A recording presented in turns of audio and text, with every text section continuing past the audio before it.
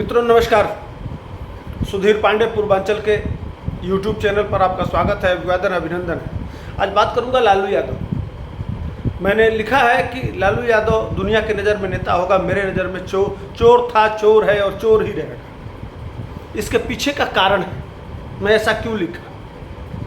कुछ तो कारण होगा ना कि मैं क्यों लिख रहा हूँ कि लालू यादव मेरे नज़र में चोर था, चोर है और चोर ही रहेगा। संपत्ति कुछ भी हो जाए,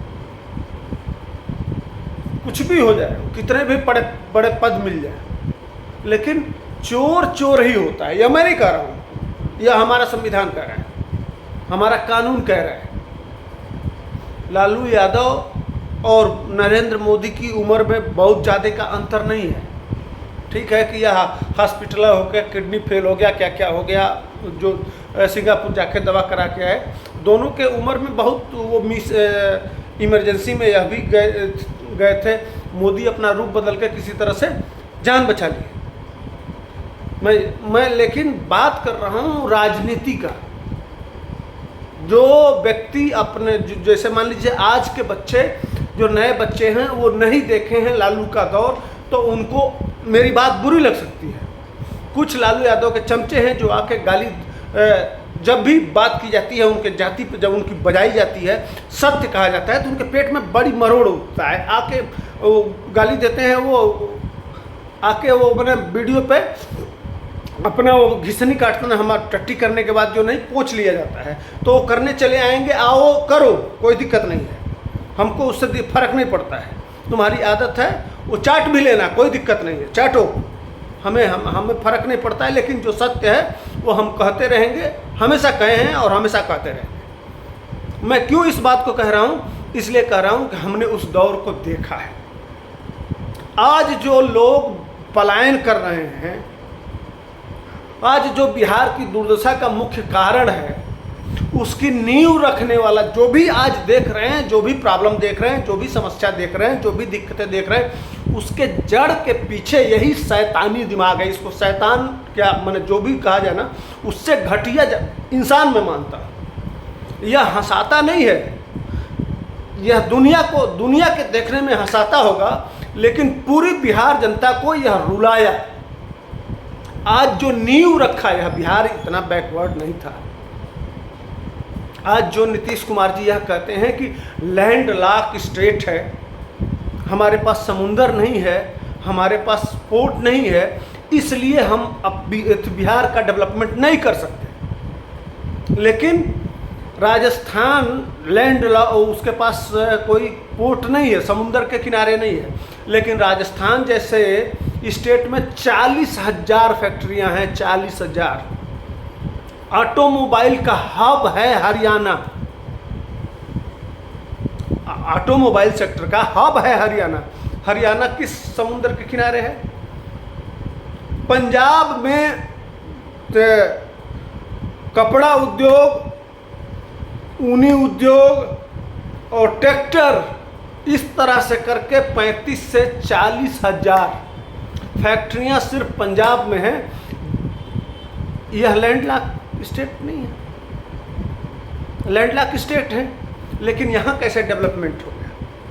तो इंफ्रास्ट्रक्चर और शांति अगर किसी स्टेट में बना रहे, तो वहाँ आज के उद्योगपति आके लगाते हैं पैसा और वो स्टेट डेवलप करता है। लेकिन मैं जड़ पे जाना चाहता हूँ कि आखिर इस पलायन और इंडस्ट्री क्यों नहीं लगी। तो जो इंडस्ट्री थी भी बिहार में, उसको बड़े बारीकी से बंद कर दिया गया। और क्यों बंद कर दिया गया, इस लॉजिक को सुनिए और समझिए, और इस वीडियो को शेयर करिएगा। जितने लोग सुन रहे हैं, ज़्यादा से ज़्यादा लोगों के पास पहुंचाइए। सब सुनिए इस चीज़ को, आपके कलेजे फट जाएंगे, आपका दिमाग उड़ जाएगा। यह देखिए, किसी भी स्टेट के डेवलपमेंट में सबसे बड़ा योगदान मिडिल क्लास का होता है। मिडिल क्लास ही ज़्यादा अपने समस्या, जैसे मान लीजिए शिक्षा, स्वास्थ्य, नौकरी, इसको ज़्यादा ध्यान में रखता है और इसी को ध्यान में रख के वोट भी देता है। लालू यादव को क्या करना था? लालू यादव को बड़ा और छोटा में लड़ाना था और मिडिल क्लास को बिहार से बाहर निकाल देना था। मैं जब दिल्ली या अन्य शहरों में लोगों से बातें करता हूँ, जब तो मैक्सिमम लोग जो दिल्ली और बड़े बड़े शहरों में जाके स्थापित हुए हैं, जो मिडिल क्लास थे बिहार में, जो डेवलपमेंट में बहुत बड़ा योगदान दे सकते थे, वह कहे कि भैया बच्चों के भविष्य के लिए, इसके लिए हम बाहर निकल गए, इसलिए कि अपराधीकरण बहुत था, बहुत अपराधीकरण था। हर जिले को लगभग एक अपराधी को बेच दिया गया था। मैंने पूछा ऐसा क्यों, किस लिए? तो लोग बताने लगे कि असली कारण यह था कि वहाँ जो बड़े लोग हैं, जो बड़े काश्तकार, बड़ी ज़मीनें, जिनके पास लैंड ज़्यादा है, तो मैं कह रहा था मिडिल क्लास को निकाला कैसे गया? तो बड़ा सा कुर्ता पहन लेते थे और छोटा सा जैकेट पहन लेते थे और हेलीकॉप्टर से चलते थे लालू यादव, और कहते थे देखो बड़का के ऊपर छोटका चढ़ गया। और इस तरह का अपराधीकरण किया गया हर जिले को कि अब मैंने कहा ना कि मिडिल क्लास छोड़ के पलायन कर गया। अब बचा कौन?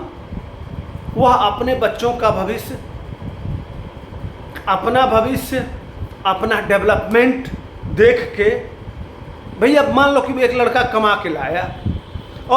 के लाया और शाम को कुछ मोटरसाइकिल खरीद लिया या कोई सामान खरीद लिया।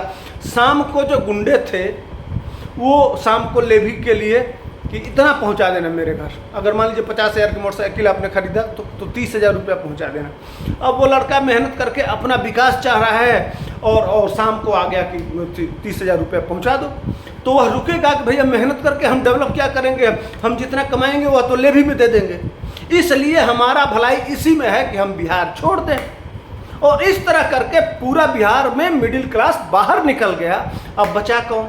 एकदम सर्वहारा वर्ग, जो डेली कमाने खाने वाले थे, और एक जिनके पास ज़मीन थी, मोटी मोटी ज़मीनें थी, वो बचे।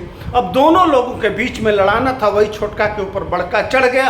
इस तरह करके जो फोकस करना चाहिए, जो इंडस्ट्री मांगता और जो जिन राज्यों की बात कर रहे हैं, डेवलपमेंट में सबसे बड़ा योगदान जिस वर्ग का, मिडिल क्लास का होता है, वो बिहार से निकाल दिया यह आदमी। इतना गंदा आदमी है, इतना, अब क्या कहूँ, और निकाल दिया। और बिहार वहीं से पीछे रहा, वही जो निचला तबका पड़ा हुआ, और आपस में लड़ा के और 15 साल राज किए।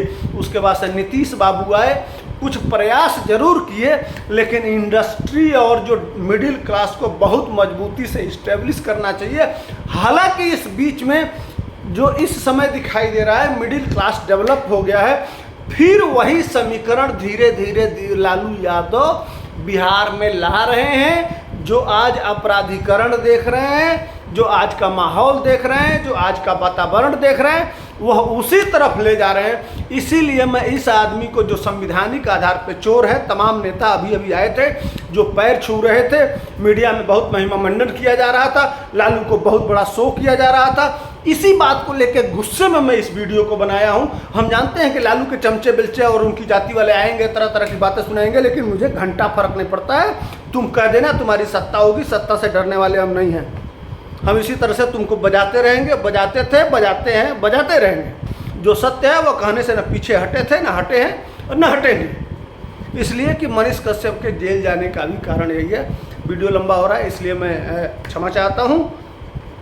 इस वीडियो को शेयर करिए, लाइक करिए, सब्सक्राइब करिए, और शाम को मैं तेजस्वी को बजाऊंगा। धन्यवाद। जय हिंद।